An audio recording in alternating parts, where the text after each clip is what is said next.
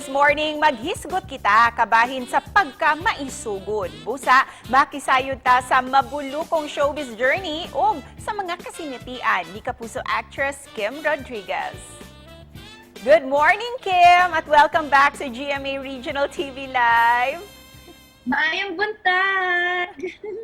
And of course, nakita din namin yung post mo on your birthday, on your 27th birthday last month. Bakit mo nasabi itong caption na to, Kim? Be brave enough and always dare to try new things as life becomes boring when you stay in your comfort zone.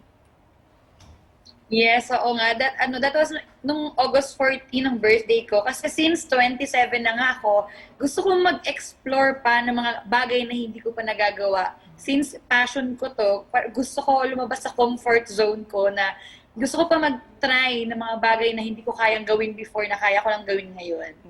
This time naman, Kim, let's talk about your showbiz journey. Paano ka ba nagsimula bilang isang actress hanggang sa maging isang award-winning actress ang isang Kim Rodriguez?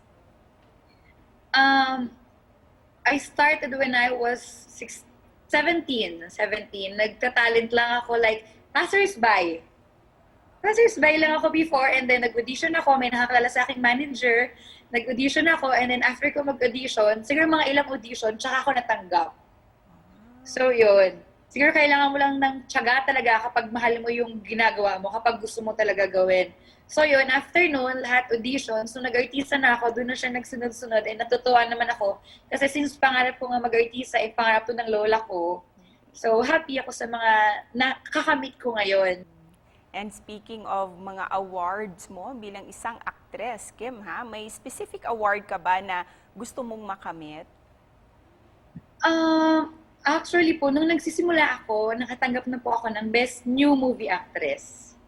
At ano pa yung mga dream roles na gusto mong i-portray, Kim? Dream role, actually nag-fantasy na ako, nag-drama, patribida, nag-lead na rin ako.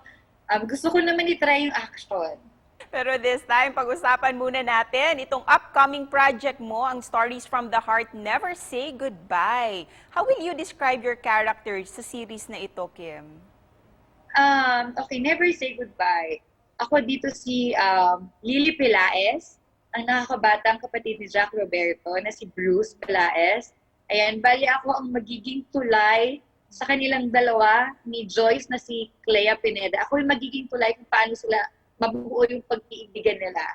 At syempre, ang Never Say Goodbye, hindi lang siya sa pag-ibig, pati sa pamilya, sa love, sa career. So, feeling ko talaga, at sigurado kung lahat ng tao makaka-relate at marami silang matututunan.